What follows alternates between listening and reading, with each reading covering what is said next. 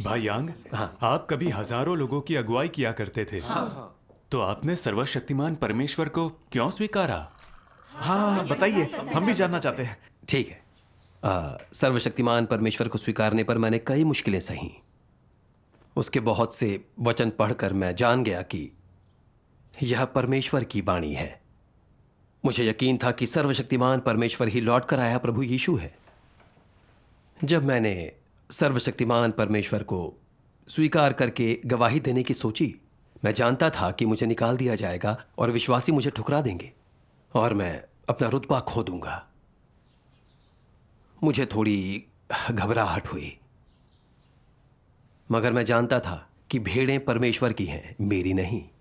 इसलिए मुझे अपना रुतबा खोना भी पड़े तो भी परमेश्वर की भेड़ें लौटानी होंगी और उन्हें खुद सच्चे मार्ग की छानबीन करने देना होगा। हम परमेश्वर के लोगों के लिए उससे होड़ नहीं कर सकते। आमीन। परमेश्वर का धन्यवाद। एक अच्छे अगुआ को यही करना चाहिए। सही कहा, ये एक अच्छी समझ है। बिल्कुल। फिर मैंने दृढ़ता से अंत के दिनों में परमेश्वर के कार्य को स्वीकार किया। अन्य विश्वासियों के बीच सुसमाचार का प्रचार किया। कुछ ही महीनों में 5 से 6 हजार लोगों ने सुसमाचार को स्वीकार किया। 5 से 6 हजार लोग, क्या बात है, इतने सारे ये तो लोग। बहुत अच्छी बात है। परमेश्वर का धन्यवाद। परमेश्वर का धन्यवाद। मैंने जगह जगह घूमकर सुसमाचार का प्रचार किया और कई लोगों का मत परिवर्तन किया। और उसी वक्त सीसीपी मेरा पीछा करती रही। मैंने धार्मिक जगत में सबके उपहास और अपमान को सहा, कष्ट भोगे, मगर परमेश्वर से प्रार्थना करके उसके वचनों को पढ़कर इनका सामना कर पाया।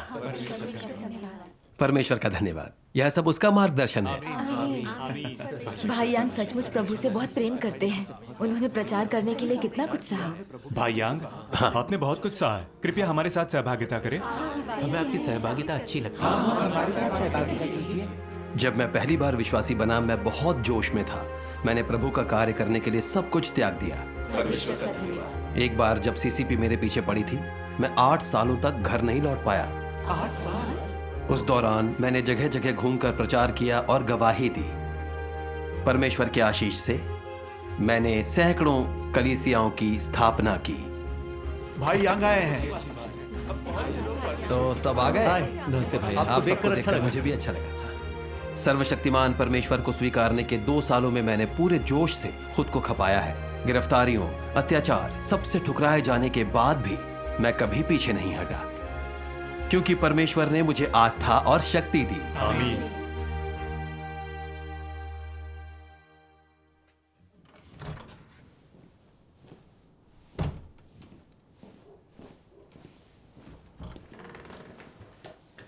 आप आ गए। हाँ,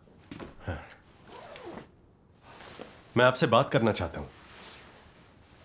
अच्छा, क्या बात है?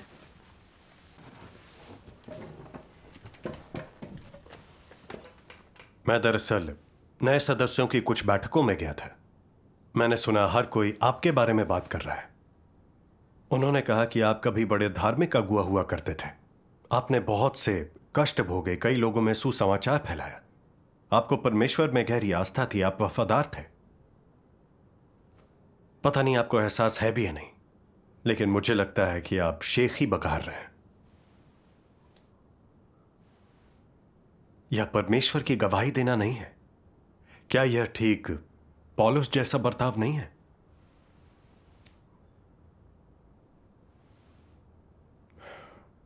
परमेश्वर सुसमाचार के प्रचार की जिम्मेदारी देकर हमें ऊपर उठाता है ताकि लोग परमेश्वर के पास लौट सकें, उसके वचन सुन सकें और उसका उद्धार पा सकें। अगर हम खुद की प्रशंसा और आराधना चाहने लगे तो लोगों को परमेश्वर के पास कैसे ला पाएंगे? क्या यह लोगों को अपने पास लाना नहीं हुआ?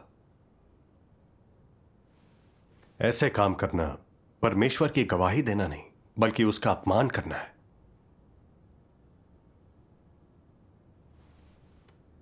आपको आत्मचिंतन करके अपने कर्मों पर विचार करना चाहिए।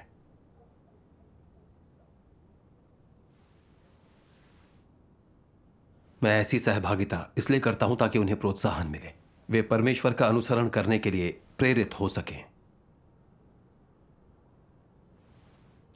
मगर क्योंकि आपने सवाल उठाया है तो मैं इस पर विचार करूंगा।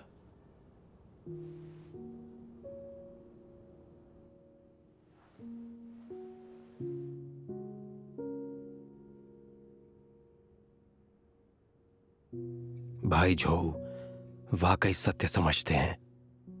उन्होंने मुझे ठीक से पहचान लिया। ये शर्म की बात है।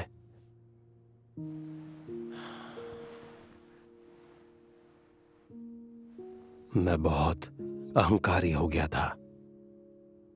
मुझे लगा मुझ में थोड़ी काबिलियत है और सिद्धांत की बात कर सकता हूं, तो मुझे अपने ज्ञान का घमंड हो गया। मैंने बहुत बड़ी गलती की है। अगर मैंने पश्चाताप नहीं किया तो क्या परमेश्वर मुझे हटा देगा?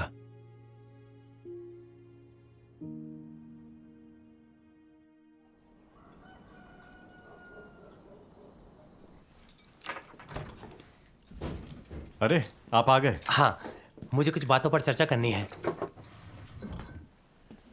फेंगयांग में सुसमाचार का कार्य चल रहा है और कई लोग छानबीन कर रहे हैं। हाँ। उन्हें सुसमाचार का काम करने वाले चाहिए। हम में से कौन इस कार्य के लिए सबसे अच्छा है?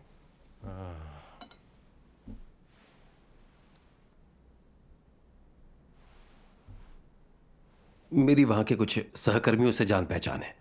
यह उनके बीच प्रचार करने का एक अच्छा मौका है। मैं जाना चाहूंगा। बहुत बढ़िया। जरूर।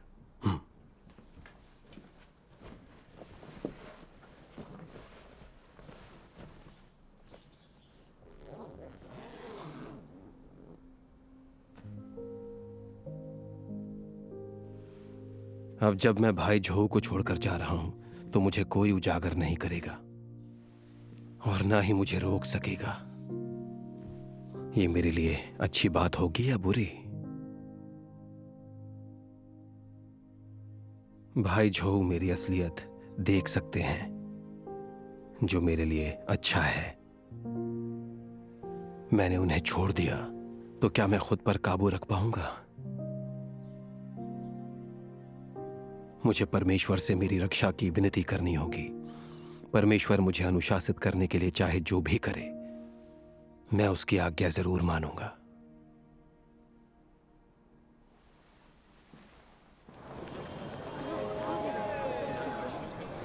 यात्री कृपया ध्यान दें, अपनी और दूसरों आईडी की दिखाओ। सुरक्षा के लिए स्टेशन पर आईडी दिखाओ। ज्वलनशील, विस्फोटक, सभी लोग अपनी आईडी हाथ में रखो। और अन्य खतरनाक चीजें आगे बढ़ो। जैसे मिट्टी का तेल, गैसोलीन, तुम्हारी आईडी? शराब, वो गुम हो गई। पटाखे और नई आईडी अब बारूद तक नहीं लाना मिली। सख्त मना ये मेरी है। अस्थायी आईडी है। यात्रियों से निवेदन है कि वह अपने सामान की जिम्मेदारी खुद लें। खराब मौसम तुम साइड के में आ कारण जाओ। अगला आ जाओ। जाओ उधर साइड जाओ। में। आओ, इधर आओ। आपकी जल्दी। असुविधा के लिए हमें खेद है। कृपया अपना सहयोग बनाए रखें। यात्रियों से निवेदन है कि वह अपना बोर्डिंग पास अपने साथ रखें। तुम्हें हमारे साथ चलना होगा। चलो चुपचाप क्या हमारे चल साथ। रहा है? ये क्या कर रहे हैं आप? हाँ? यहाँ लाओ उसे। इधर आओ। बैठो। मैं फिर से पूछता हूँ, क्या तुम्हारा नाम ही उजीकुओ है? बिल्कुल नहीं।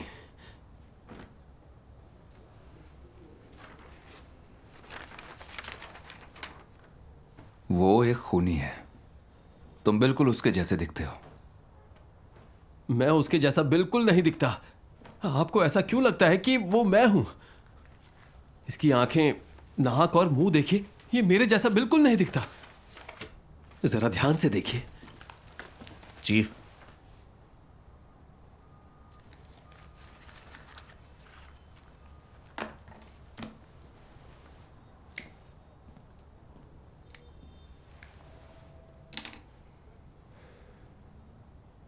उजीकुओ,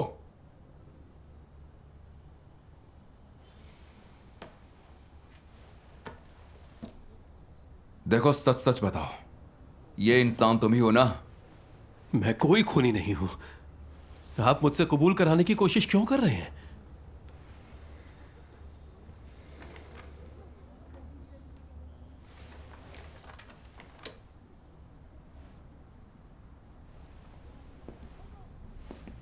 ये तुम नहीं हो? ठीक से देखो। तेरी तो मुझ पर हाथ नहीं उठा सकते। बिल्कुल उठा सकता हूं। उठाओ। तेरी तो बोल। मैंने कहा कबूल कर, कबूल कर, कर कबूल। बोल।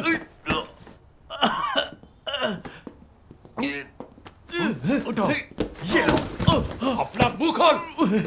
तेरी तो मैंने कहा कबूल करो। तुम हमारी मदद नहीं कर रहे हो। आप लोग कानून नहीं मानते। कानून कानून की बात करता है। हाँ, मारो इसे। जिद करने का यही नतीजा होता है। कबूल करोगे या नहीं? क्या ये तुम हो?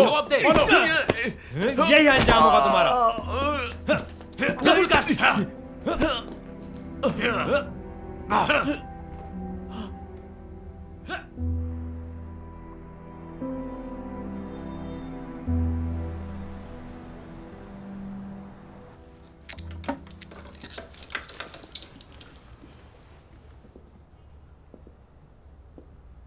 तुम्हारा कहना है तुम खूनी नहीं हो। क्या तुम इसे साबित कर सकते हो? तुम्हारे घर का फोन नंबर क्या है? तुम्हारे परिवार को तुम्हारी पहचान साबित करनी होगी। मेरे घर पर कोई फोन नहीं है। ओह, अच्छा।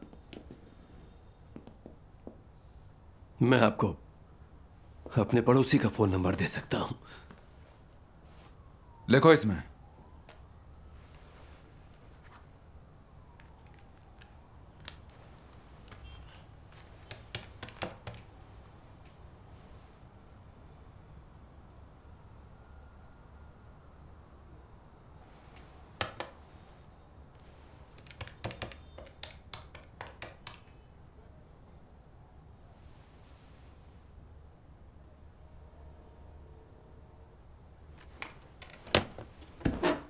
झूठे, ये नंबर तो बंद पड़ा है। अब भी कहोगे कि तुम हू जिगुओ नहीं हो? मैंने आपको सब सच बता दिया है। मैं झूठ नहीं बोल रहा। कपड़े उतारो इसके। चलो, तुम्हें खेल खेलना है ना? कोशिश भी मत करना। मेरे साथ क्या करने वाले? मारो इसे। सीधे खड़े रहो। हमने कहा छोड़िए, सीधे खड़े रहो। ये सीधा। उठो।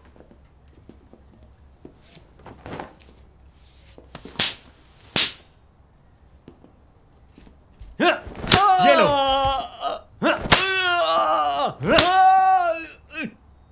तो हमारी मदद करेगा? ये तुम ही हो ना? ये वाकई मैं नहीं हूं। ये ले।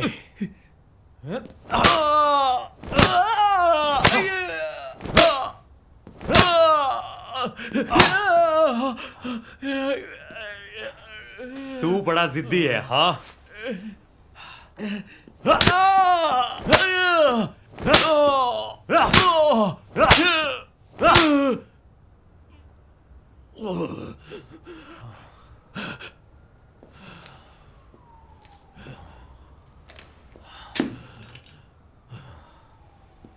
ढीठ कहीं का।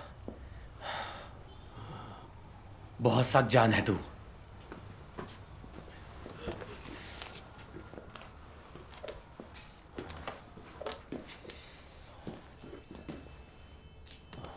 चलो, उठ। अरे उठ ना।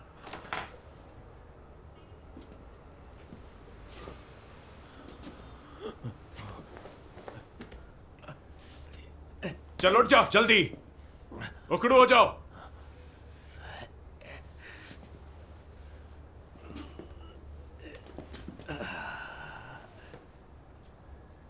चल, मुझे गाना गा के सुना। गाना। मैं एक छोटी सी गौरैया हूं। गा।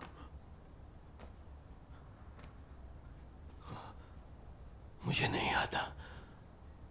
तेरी तो। मेरे साथ गा। मैं एक छोटी सी गौरैया हूं, उड़ना चाहती हूं पर उड़ नहीं पाती। गाना गाओ। गाओ जल्दी। मैं एक छोटी सी गौरैया हूं। कूद कूद कर गा। बोला ना कूदने को। मैं एक छोटी सी गौरैया। अच्छे से कूद। चलो उठ।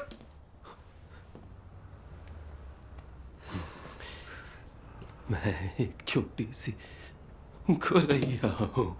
मन से गा।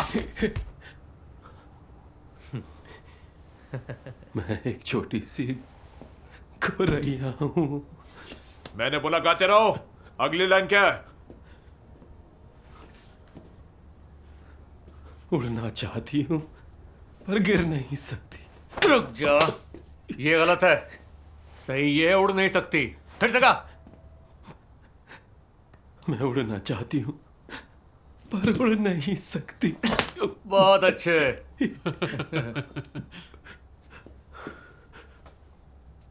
गाते रहो। अगर तुमने सही गाया तो तुम्हें एक बार मारेंगे, गलत गाया तो 2 बार मारेंगे। चलो गाओ।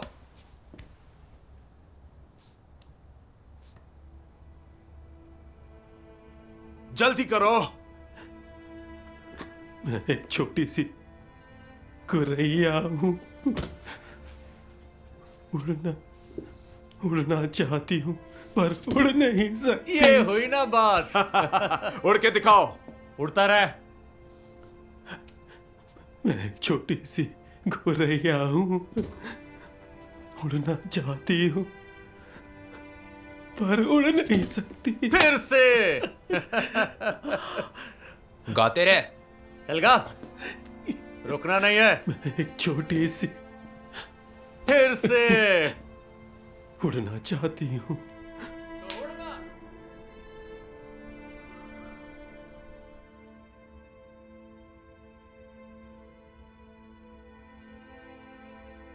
मेरे साथ ये सब क्यों हो रहा है?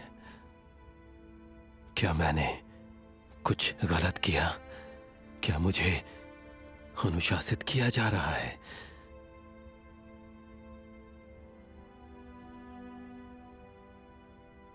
परमेश्वर, मैंने जरूर तुम्हारा अपमान किया होगा।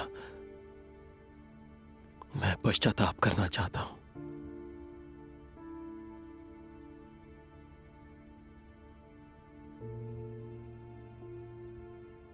कुछ समय से सभाओं में अपनी सहभागिता के दौरान मैं दिखावा कर रहा था।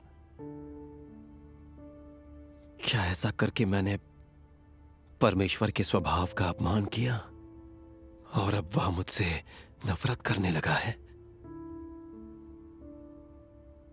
उस दौरान मैंने जगह जगह घूमकर प्रचार किया और गवाही दी। परमेश्वर के आशीष से मैंने सैकड़ों कलीसियाओं की स्थापना की। फिर मैंने दृढ़ता से अंत के दिनों में परमेश्वर के कार्य को स्वीकार किया। कुछ ही महीनों में 5 से 6 हजार लोगों ने सुसमाचार को स्वीकार किया। परमेश्वर सुसमाचार के प्रचार की जिम्मेदारी देकर हमें ऊपर उठाता है ताकि लोग परमेश्वर के पास लौट सकें, उसके वचन सुन सकें और उसका उद्धार पा सकें। अगर हम खुद की प्रशंसा और आराधना चाहने लगे तो लोगों को परमेश्वर के पास कैसे ला पाएंगे? क्या यह लोगों को अपने पास लाना नहीं हुआ? ऐसे काम करना परमेश्वर की गवाही देना नहीं, बल्कि उसका अपमान करना है।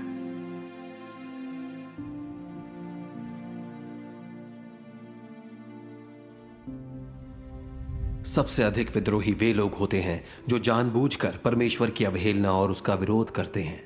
ऐसे लोग परमेश्वर के शत्रु और मसीह विरोधी हैं।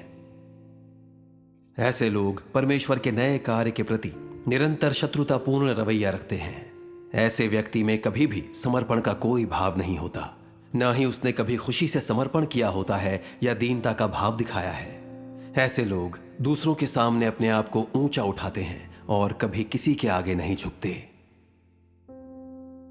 परमेश्वर के सामने ये लोग वचनों का उपदेश देने में स्वयं को सबसे ज्यादा निपुण समझते हैं और दूसरों पर कार्य करने में अपने आप को सबसे अधिक कुशल समझते हैं। परमेश्वर, मैं बहुत अहंकारी और दंभी बन गया था। अपने उपदेशों में खुद की बढ़ाई कर रहा था। मैं पूरी तरह तर्कहीन था। मैंने तुम्हारे स्वभाव का अपमान किया है। चीफ, लेकर आओ इसे।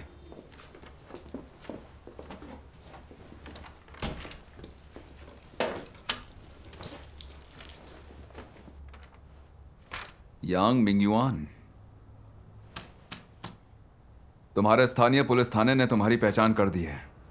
तुम जा सकते हो। ये रहा तुम्हारा सामान और तुम्हारे पैसे।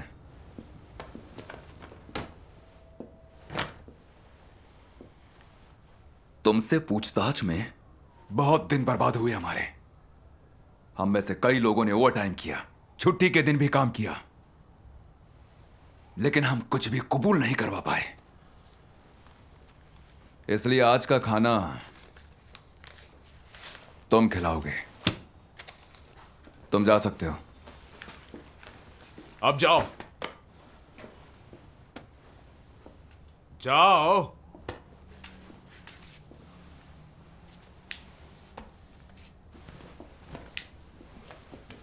अपना सामान लेकर जाओ।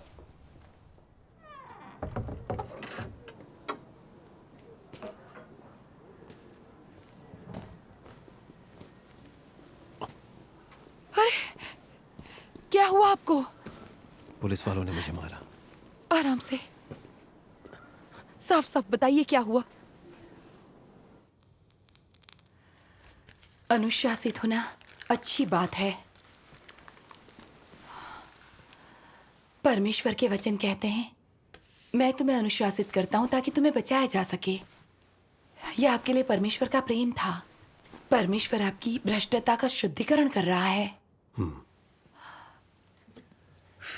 मुझे परमेश्वर के वचनों की किताब ला कर दो। ठीक है, मैं आपके लिए दवाई लाती हूं।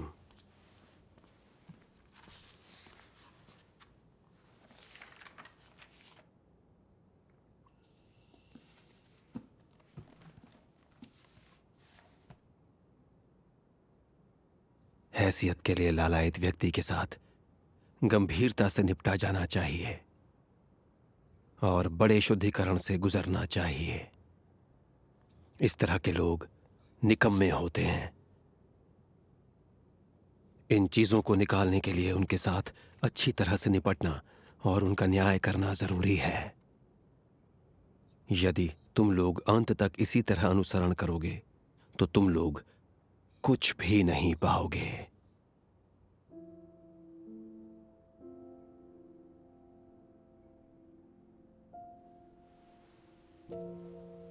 जो लोग जीवन का अनुसरण नहीं करते वे रूपांतरित नहीं किए जा सकते। जिनमें सत्य की प्यास नहीं है वे सत्य प्राप्त नहीं कर सकते। तू व्यक्तिगत रूपांतरण का अनुसरण करने और प्रवेश करने पर ध्यान नहीं देता, बल्कि तू हमेशा उन अनावश्यक अभिलाषाओं पर ध्यान देता है जो परमेश्वर के लिए तेरे प्रेम और निकटता को बाधित करती हैं। क्या ये चीजें तुझे रूपांतरित कर सकती हैं? क्या ये तुझे राज्य में ला सकती हैं?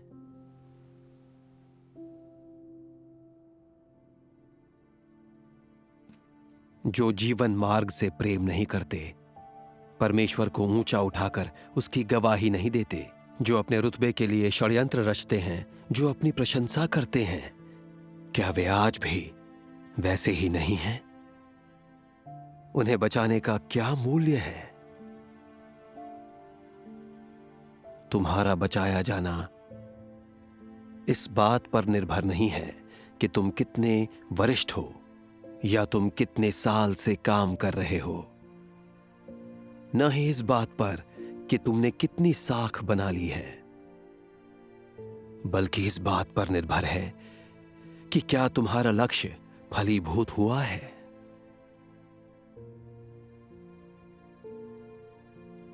तुम लोगों की छवि परमेश्वर से भी बड़ी है। तुम लोगों का रुतबा परमेश्वर से भी ऊंचा है। लोगों में तुम्हारी प्रतिष्ठा का तो कहना ही क्या। तुम लोग ऐसे आदर्श बन गए हो जिन्हें लोग पूजते हैं। क्या तुम प्रधान स्वर्गदूत नहीं बन गए हो? जब लोगों के परिणाम उजागर होते हैं, यही वो समय भी है जब उद्धार का कार्य समाप्ति के करीब होने लगेगा। तो तुम लोगों में से बहुत से ऐसी लाश होंगे जो उद्धार से परे होंगे और जिन्हें हटा दिया जाना होगा।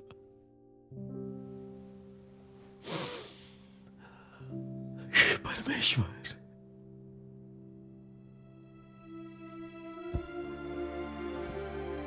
मैं इतना बड़ा मूर्ख कैसे हो सकता हूं? मैं अपना कर्तव्य निभाने की जगह मैं रुतबे के पीछे भागता रहा। मैं नासमझ था। मैं अनुशासित किए जाने लायक था। मुझे दंड जरूर मिलना चाहिए।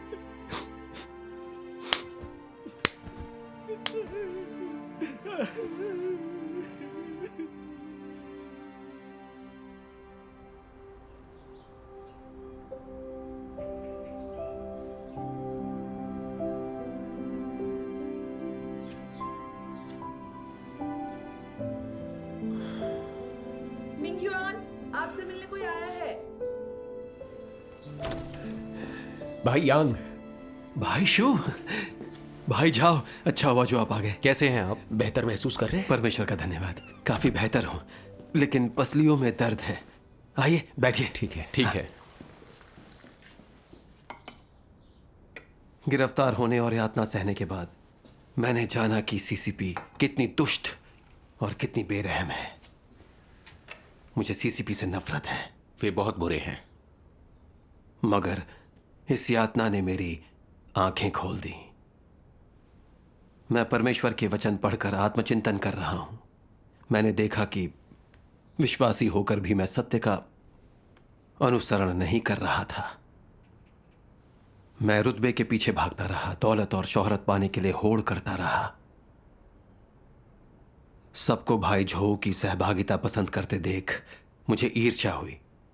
मैं अपनी श्रेष्ठता दिखाने के तरीके ढूंढता रहा ताकि लोग मुझे ऊंचा समझें। जब भाई झो ने मुझसे बात की, मैं जानता था कि उनकी बात सही है, मगर अपनी इज्जत और रुतबा बचाने के लिए मैंने उनसे बहस की। रुतबा पाने की मेरी चाह बहुत तीव्र थी। मेरे मन में परमेश्वर के लिए श्रद्धा बिल्कुल नहीं थी। मैं अड़ियल और विद्रोही था, और इसीलिए परमेश्वर ने मुझे अनुशासित किया। उस यातना के बाद मेरी समझ वापस आई। मैंने देखा कि परमेश्वर के स्वभाव का अपमान नहीं किया जा सकता। आमीन। आमीन। परमेश्वर ने मुझे अनुशासित करके सही किया। उसने मुझे बचाने के लिए ऐसा किया। मैं परमेश्वर का आभारी हूं। आमीन। परमेश्वर का धन्यवाद। परमेश्वर के अनुशासन का अनुभव करके सबक सीखना परमेश्वर का प्रेम ही है। हम सभी इंसान अहंकारी और दंभी हैं। हम सभी महत्वाकांक्षी हैं। हम दौलत और शोहरत की खातिर होड़ करते हैं, दूसरों की प्रशंसा पाना चाहते हैं। परमेश्वर की कठोर ताड़ना और न्याय के बिना हम वाकई खुद को बिल्कुल नहीं पहचान पाते हैं।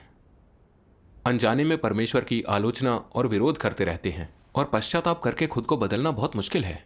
हाँ, मैं भी ऐसा ही इंसान हूं। मेरा स्वभाव अहंकारी और दंभी है, और मैं भी परमेश्वर के न्याय के बाद बस थोड़ा ही बदल पाया हूं। मैं अहंकारी था। मैं पौलुस की बहुत प्रशंसा करता था। मैं बड़ा अगुआ बनना और प्रभु के साथ राजा की तरह राज करना चाहता था। मेरी आकांक्षा बहुत भयावह थी। सर्वशक्तिमान परमेश्वर को स्वीकारने के बाद मैं बस अपनी काबिलियत का दिखावा करना चाहता था। मैं उपदेश देकर सबको अपना अनुगामी बनाना और एक महान अगुआ बनना चाहता था। मुझे सबके सामने डींगे हाँकना, उनसे घिरे रहना बहुत पसंद था। दूसरों से अपनी प्रशंसा सुनने में मुझे बहुत ही ज्यादा आनंद आता था। मैं पौलुस के बारे में परमेश्वर का प्रकाशन पढ़ रहा था। आखिरकार मुझे अपने अनुसरण का सार समझ में आ गया। परमेश्वर का धन्यवाद। परमेश्वर का धन्यवाद। अपने उपदेश में परमेश्वर कहता है, कुछ लोग विशेष रूप से पौलुस को आदर्श मानते हैं। उन्हें बाहर जाकर भाषण देना और कार्य करना, सभा और प्रचार करना पसंद होता है। उन्हें अच्छा लगता है कि लोग उन्हें सुनते, उनकी आराधना करते और उनके चारों ओर घूमते हैं। उन्हें पसंद है कि दूसरों के मन में उनकी हैसियत हो और वे उनकी छवि को मूल्यवान समझें। आओ हम इन व्यवहारों से उनकी प्रकृति का विश्लेषण करें। उनकी प्रकृति कैसी है? यदि वे वास्तव में इस तरह से व्यवहार करते हैं, यह दर्शाता है कि वे अहंकारी और दंभी हैं और परमेश्वर की आराधना नहीं करते, बस ऊंची हैसियत की तलाश में रहते हैं और दूसरों पर राज करना, उन्हें काबू करना, उनके मन में हैसियत पाना चाहते हैं। यह शैतान की विशेष छवि है।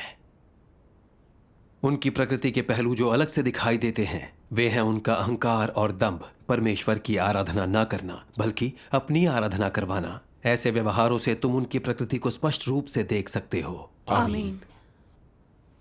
दूसरा अंश भी मेरी भ्रष्टता की सच्चाई बताता है। पेज 692। मैं पढ़ता हूं। जरूर। ठीक है। सबसे अधिक विद्रोही वे लोग होते हैं जो जानबूझकर परमेश्वर की अवहेलना और उसका विरोध करते हैं। ऐसे लोग परमेश्वर के शत्रु और मसीह विरोधी हैं। ऐसे लोग परमेश्वर के नए कार्य के प्रति निरंतर शत्रुतापूर्ण रवैया रखते हैं। ऐसे व्यक्ति में कभी भी समर्पण का कोई भाव नहीं होता, न ही उसने कभी खुशी से समर्पण किया होता है या दीनता का भाव दिखाया है। ऐसे लोग दूसरों के सामने अपने आप को ऊंचा उठाते हैं और कभी किसी के आगे नहीं झुकते। परमेश्वर के सामने ये लोग वचनों का उपदेश देने में स्वयं को सबसे ज्यादा निपुण समझते हैं और दूसरों पर कार्य करने में अपने आप को सबसे अधिक कुशल समझते हैं। वे अदम्य नायक हैं जो पीढ़ी दर पीढ़ी परमेश्वर के घर में डेरा डाले हुए हैं। वे वचन का उपदेश देना अपना सर्वोत्तम कर्तव्य समझते हैं। साल दर साल और पीढ़ी दर पीढ़ी वे अपने पवित्र और अलंघनीय कर्तव्य को पूरी प्रबलता से लागू करते रहते हैं। कोई उन्हें छूने का साहस नहीं करता। एक भी व्यक्ति खुलकर उनकी निंदा करने की हिम्मत नहीं दिखाता। वे परमेश्वर के घर में राजा बनकर युगों युगों तक बेकाबू होकर दूसरों पर अत्याचार करते चले आ रहे हैं। दुष्ट आत्माओं का यह झुंड संगठित होकर काम करने और मेरे कार्य का विध्वंस करने की कोशिश करता है। मैं इन जीती जागती दुष्ट आत्माओं को अपनी आंखों के सामने कैसे अस्तित्व में रहने दे सकता हूं? आमीन। परमेश्वर के वचन का हर वाक्य मेरी भ्रष्टता का स्पष्ट और सही तरीके से न्याय करता है। इतने बरसों की मेहनत पर विचार करके मैंने जाना कि मैं हमेशा इज्जत और रुतबे के पीछे भागता रहा। मैं हमेशा खुद को बहुत ऊंचा और दूसरों को नीचा समझता रहा। चाहे मैं जिसके साथ भी रहूं, हमेशा आगे रहना चाहता था। जब लोग मुझे ऊंचा समझते तो मुझे बहुत अच्छा लगता। मुझे अपनी प्रशंसा सुनना, दूसरों की स्वीकृति पाना और मेरी सराहना करने और मेरा अनुसरण करने वालों के साथ रहना पसंद था। मैंने अनजाने में परमेश्वर को खुद से दूर कर दिया और कभी परमेश्वर की इच्छा या उसकी अपेक्षाओं के बारे में नहीं सोचा। सभाओं और चर्चाओं में मुझे दिखावा करना और बस खुद की गवाही देना पसंद था। मैंने कभी परमेश्वर का उत्कर्ष नहीं किया। मैं चाहता था कि लोग मेरी पूजा करें, मेरी आज्ञा माने। दरअसल मैं परमेश्वर की भेड़ों के लिए उससे होड़ कर रहा था। यह एक स्वर्गदूत की प्रकृति है। मुझ में और पौलुस में क्या ही अंतर था। जब पौलुस ने प्रभु यीशु का प्रकटन देखा तो उसने उसका विरोध और उसकी निंदा की, उसके शिष्यों को गिरफ्तार कर लिया। फिर भी परमेश्वर ने पौलुस को पश्चाताप का मौका दिया उसने पौलुस के सामने प्रकट होकर उसे एक प्रेरित बनाया, मगर पौलुस ने कभी पश्चाताप नहीं किया। प्रभु का उत्कर्ष करने और उसकी गवाही देने के बजाय पौलुस ने प्रचार करते हुए खुद की बढ़ाई की। उसने प्रभु यीशु के सभी सत्य का प्रचार नहीं किया, ना ही उसने अपने अनुभव और गवाही की चर्चा की, ना ही ये गवाही दी कि प्रभु यीशु ही सत्य, मार्ग और जीवन है। इसके बजाय उसने बस अपनी पीड़ा और तकलीफों की गवाही दी और लोगों को उसका अनुसरण करने को कहा। उसने शेखी भगाड़ते हुए कहा, मैं अच्छी कुश्ती लड़ चुका हूं, मैंने अपनी दौड़ पूरी कर ली है, मैंने विश्वास की रखवाली की है, भविष्य में मेरे लिए धर्म का वह मुकुट रखा हुआ है। अंत में पौलुस ने यह भी कहा कि मेरे लिए जीवित रहना मसीह है। इसी वजह से 2000 सालों तक अनगिनत लोगों ने पौलुस की पूजा की और मसीह बनने की कोशिश करते रहे और प्रभु यीशु को खुद से दूर कर दिया। कितने अहंकार और मूर्खता की बात है। इसमें ताज्जुब नहीं कि परमेश्वर ने पौलुस को मसीह विरोधी का सबसे अच्छा उदाहरण बताया। आमीन। अब मुझे एहसास हुआ कि मैं पौलुस के मार्ग पर चल रहा था। अपने इस बर्ताव के लिए मुझे परमेश्वर से दंड मिलना ही था। मेरे अपराध जिस योग्य थे परमेश्वर वैसे पेश नहीं आया, बल्कि उसने मुझे अनुशासित करके पश्चाताप करने का मौका दिया। परमेश्वर मुझसे बहुत प्रेम करता है। आमीन। परमेश्वर का धन्यवाद। आमीन। आपने 3 साल पहले ही सर्वशक्तिमान परमेश्वर को स्वीकारा था, फिर भी आपकी गवाही कितनी शानदार है। ये वाकई एक आशीष है। आमीन। आमीन। परमेश्वर का धन्यवाद। आपने और मैंने साथ में ही उसे स्वीकारा था, मगर आपके पास अनुभव और गवाही है। मुझे सचमुच आपसे ईर्ष्या हो रही है। सर्वशक्तिमान परमेश्वर में विश्वास करके हमने बिल्कुल सही किया। आमीन। परमेश्वर ने हम पर बड़ी कृपा बरसाई है। परमेश्वर का धन्यवाद। परमेश्वर का धन्यवाद। अनुग्रह के युग में जब मैंने प्रभु में विश्वास किया तो मेरा ध्यान केवल परमेश्वर की आशीष और अनुग्रह पर था। मैं पाप करने और उसे कबूल करने के कुचक्र में फंसा रहा। अपनी शैतानी प्रकृति के काबू में रहना किसी यातना से कम नहीं था। अब हमने सर्वशक्तिमान परमेश्वर के न्याय को स्वीकार लिया है तो हम खुद को पहचान कर अपनी भ्रष्टता की सच्चाई को समझ सकते हैं और दिन प्रतिदिन शुद्ध हो सकते हैं। भले ही हमें थोड़ी पीड़ा सहनी पड़ेगी, मगर हमें उम्मीद है कि हमारी आस्था लगातार बढ़ती रहेगी।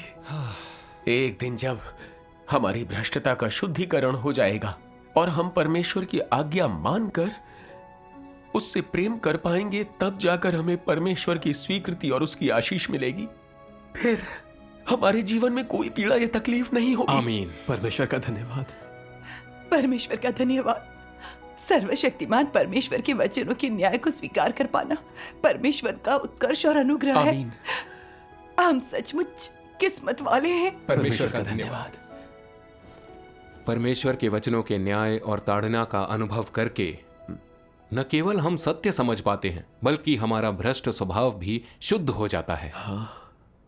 हम फिर से विवेकशील और समझदार बनकर परमेश्वर की स्वीकृति हासिल कर पाते हैं। हमारे लिए परमेश्वर का प्रेम बहुत शक्तिशाली है। आमीन। उसके न्याय को अनुभव करने की खुशकिस्मती जो हमें मिल रही है वो सचमुच परमेश्वर का उत्कर्ष और आशीष है। आमीन। ये 2 अंश मन में आ रहे हैं। आइए पढ़ते हैं। बढ़िया। पेज 1173। अतीत में परमेश्वर का उद्धार का साधन प्रेम और करुणा था, यहां तक कि उसने संपूर्ण मानव जाति के बदले में अपना सर्वस्व शैतान को दे दिया। वर्तमान वैसा नहीं है, क्योंकि आज तुम्हारा उद्धार अंत के दिनों में है, जब वर्गीकरण लोगों की किस्म के अनुसार होगा। तुम लोगों के उद्धार का साधन प्रेम या करुणा नहीं है, बल्कि ताड़ना और न्याय है, ताकि मनुष्य को बचाया जा सके। इस प्रकार तुम लोगों को जो भी प्राप्त होता है वह ताड़ना, न्याय और निर्दय मार है। लेकिन यह जान लो, इस निर्मम मार में थोड़ा सा भी दंड नहीं है। मेरे वचन कितने भी कठोर हों, तुम लोगों पर जो पड़ता है वे कुछ वचन ही हैं जो तुम लोगों को अत्यंत निर्दय प्रतीत हो सकते हैं। और मैं कितना भी क्रोधित क्यों ना हूं, तुम लोगों पर जो पड़ता है वे फिर भी कुछ शिक्षाप्रद वचन ही हैं। और मेरा आशय तुम लोगों को नुकसान पहुंचाना या तुम लोगों को मार डालना नहीं है। क्या ये सब तथ्य नहीं है? जान लो कि आजकल हर चीज उद्धार के लिए है, चाहे वह धार्मिक न्याय हो या निर्मम शुद्धिकरण और ताड़ना। चाहे आज हर एक का वर्गीकरण उसके प्रकार के अनुसार किया जाए या मनुष्य की श्रेणियां उजागर की जाएं, परमेश्वर के समस्त वचनों और कार्य का प्रयोजन उन लोगों को बचाना है जो परमेश्वर से सचमुच प्यार करते हैं। धार्मिक न्याय मनुष्य को शुद्ध करने के लिए है और निर्मम परिशोधन उसे निर्मल बनाने के लिए है। कठोर वचन या ताड़ना दोनों शुद्ध करने के लिए किए जाते हैं और वे उद्धार के लिए हैं। आमीन। पेज 1010 भी है। इसे मैं पढ़ता हूं। जरूर।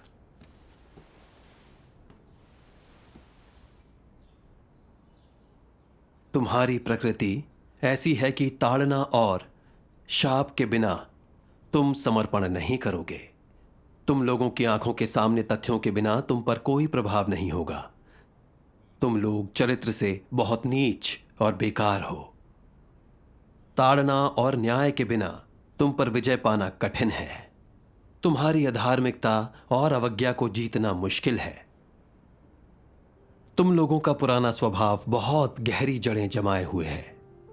यदि तुम लोगों को सिंहासन पर बिठा दिया जाए तो तुम्हें स्वर्ग की ऊंचाई और पृथ्वी की गहराई का कोई अंदाजा नहीं है, ना ही यह कि तुम किधर जा रहे हो। यहां तक कि तुम्हें यह भी नहीं पता कि तुम सब कहां से आए हो। तो तुम लोग सृष्टि के प्रभु को कैसे जान सकते हो? आज की समयोचित ताड़ना और शाप के बिना तुम्हारा अंत का दिन पहले ही आ चुका होता। तुम्हारे भाग्य की तो क्या कहें, क्या वह और भी आसन्न खतरे की बात नहीं है? इस समयोचित ताड़ना और न्याय के बिना कौन जाने कि तुम लोग कितने घमंडी हो गए होते और कौन जाने तुम लोग कितने पथभ्रष्ट हो जाते। इस ताड़ना और न्याय ने तुम्हें यहां तक पहुंचाया है, तुम्हारे अस्तित्व को संरक्षित रखा है। जैसे तुम्हारे पिता को शिक्षित किया था, यदि वैसे ही तुम्हें भी किया होता तो कौन जाने कि तुम किस क्षेत्र में प्रवेश करते। तुम लोगों के पास स्वयं को नियंत्रित करने और आत्मचिंतन करने की बिल्कुल कोई योग्यता नहीं है। तुम जैसे लोग अगर बिना हस्तक्षेप किए बस अनुसरण और आज्ञा पालन करें तो मेरा उद्देश्य पूरा हो जाएगा। क्या तुम लोगों के लिए बेहतर नहीं होगा कि तुम आज की ताड़ना और न्याय को स्वीकार करो? तुम लोगों के पास और क्या विकल्प है? आमीन। आमीन। परमेश्वर का धन्यवाद। मेरे जैसा अहंकारी और महत्वाकांक्षी इंसान परमेश्वर की ताड़ना, न्याय और अनुशासन के बिना कितना नीचे गिर जाता, मुझे अंदाजा भी नहीं है। अब मैं जान गया हूं कि इस न्याय का अनुभव करना कितना कितना शानदार है। यह मेरी भ्रष्टता के सत्य को प्रकाशित करता है। इससे मैं खुद को और अपनी कमियों को जान पाता हूं। यह मुझे दूसरों का साथी बनना सिखाता है। जब दूसरों की बातें सत्य के अनुरूप होती हैं तो यह मुझे उसका पालन करने देता है और इंसान की तरह जीवन जीना सिखाता है। परमेश्वर का धन्यवाद। परमेश्वर का धन्यवाद। परमेश्वर द्वारा अनुशासित किए जाने के बाद मेरे दिल में परमेश्वर का भय है। मैं उसकी आज्ञा मानना जान गया हूं। इतनी पीड़ा सहने के बावजूद मैंने बहुत बहुत कुछ पाया है। आमीन। यह परमेश्वर का आशीष ही है। परमेश्वर का धन्यवाद। मुझे बचाने के लिए मैं परमेश्वर का आभार मानता हूं। अब से मेरा कर्तव्य या रुतबा चाहे जो भी हो, मैं परमेश्वर की आज्ञा मानूंगा। अपना कर्तव्य अच्छे से निभाकर उसके प्रेम का मूल्य चुकाऊंगा। आमीन। आमीन। परमेश्वर का धन्यवाद।